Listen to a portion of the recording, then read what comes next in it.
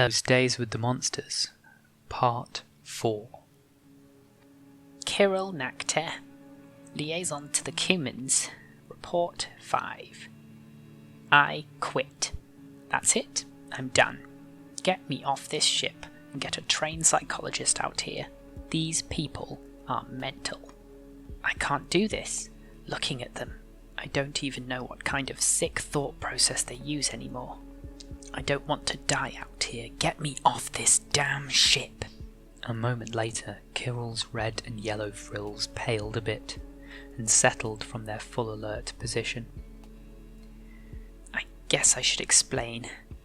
The humans are blatantly demented. It's not just that they're reckless. Death just doesn't bother them. I checked. What happened was, well, I made the mistake of asking what the story behind their nicknames was. Doc was happy to oblige. We were eating. I wish we hadn't been. I don't think I'll ever enjoy tubers again. Doc, he told me a story about an evil ruler who, because of their jealousy, attempted to kill her own family. Not only that, the assassin she sent to do the job was supposed to bring back the family member's heart so the ruler could... He shuddered and closed both sets of eyelids.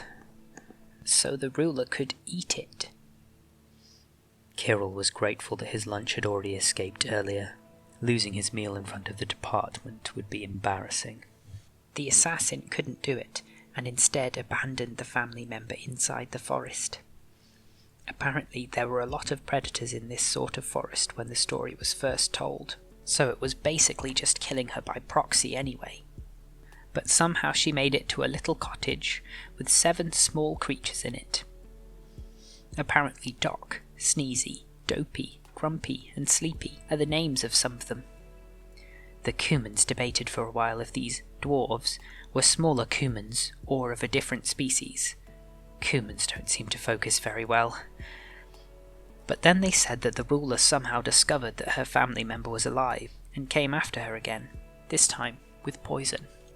When I tell you that she killed her family member with her own appendages, would you believe me? I had to ask several times, but then the family member's lover arrived and revived her. I don't understand that bit.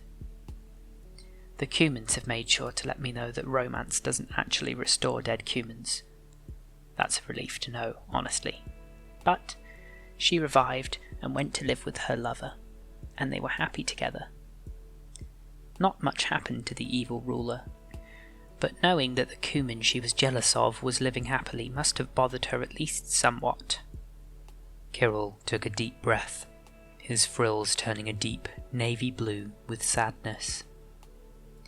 When I heard the story, I think I understood why Kirrel sometimes has to wipe their scent glands when hearing something sad. But then, with that teeth-baring look they do, Doc said, "Anyway, that's the children's version." Kirrel found himself slamming his front talons on the table in his room, making the holopad jump.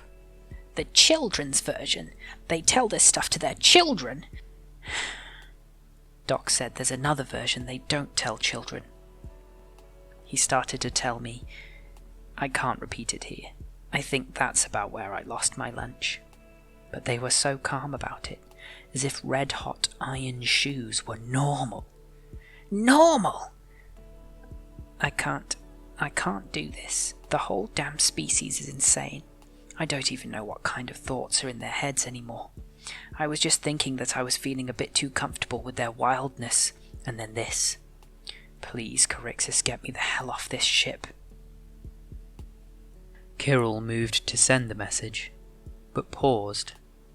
He didn't want to be killed by the humans, sure, but a message like that, sent by the liaison? Would the galactic community attack these humans? Would Doc or Sleepy be injured?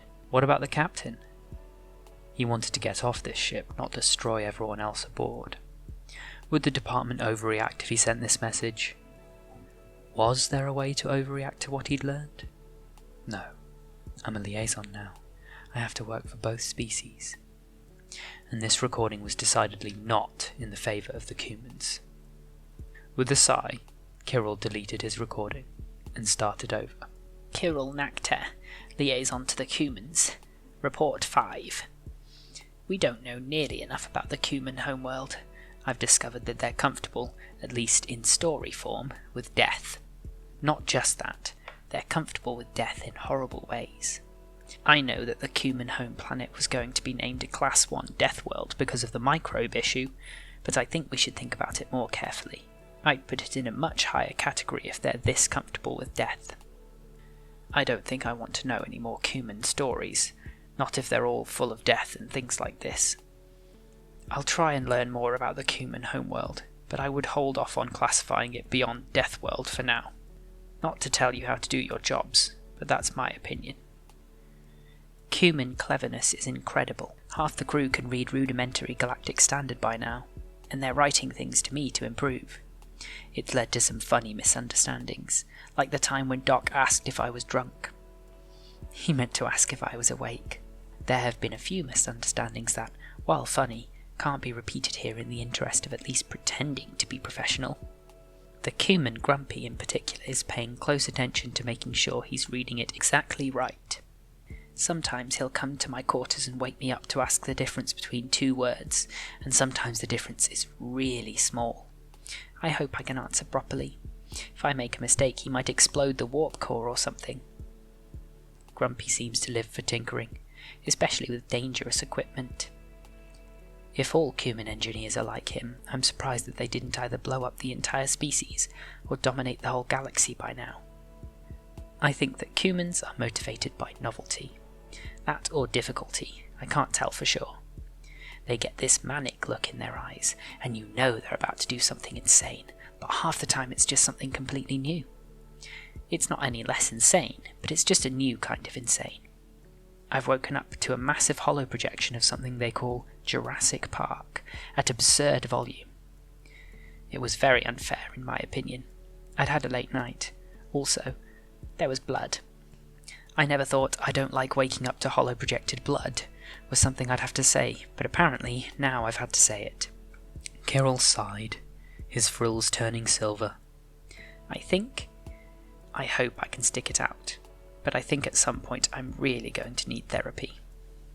Kirrel sent the recording, already thinking about how he should have said things instead. What he should have explained more clearly, what he should have kept to himself. He wasn't sure if he'd said the right thing or done the right thing.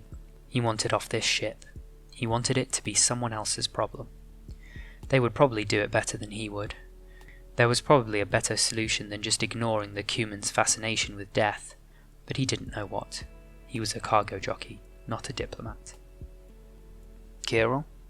Kirrel launched himself away from the holopad, his leap falling rather short of what he was used to. He landed abruptly on his hip with a little squawk of pain, his frills bright red. Captain, he scrambled up, his frills quickly turning purple. Sleepy said you weren't usually up and running around this late. I'm not, but Doc asked me to come check in on you. Said you seemed distressed. Distressed? Kirrel's frills turned orange in indignation. Distressed isn't the half of it. Red hot shoes. Red hot shoes.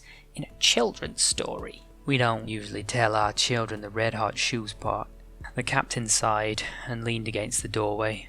Kirrel tried to stay calm, though he suspected his brilliant scarlet frills gave it away. His exit was blocked by one of the Cumans. Look, Kirrel, you have to understand what kind of world we come from. Death, there's a lot of it, and a lot of it isn't nice.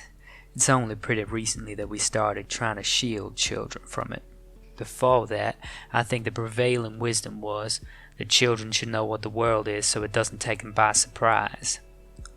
I know they're going to class your home as a death world. The captain nodded. Probably smart, even if I don't understand exactly what that means. It means a world where death is always waiting. They're going to class it like that because of the microbes. Really? The captain's eyebrows rose, surprise. It's not because of the temperature and weather patterns, the poisons, the gravity, the predators, none of that at all, just because of all the diseases? Really? Kirrel's frills flared wide and red. The what the hell now? This was no Class 1. This was so very much not a Class 1. He needed to make another report, and he needed to make it now.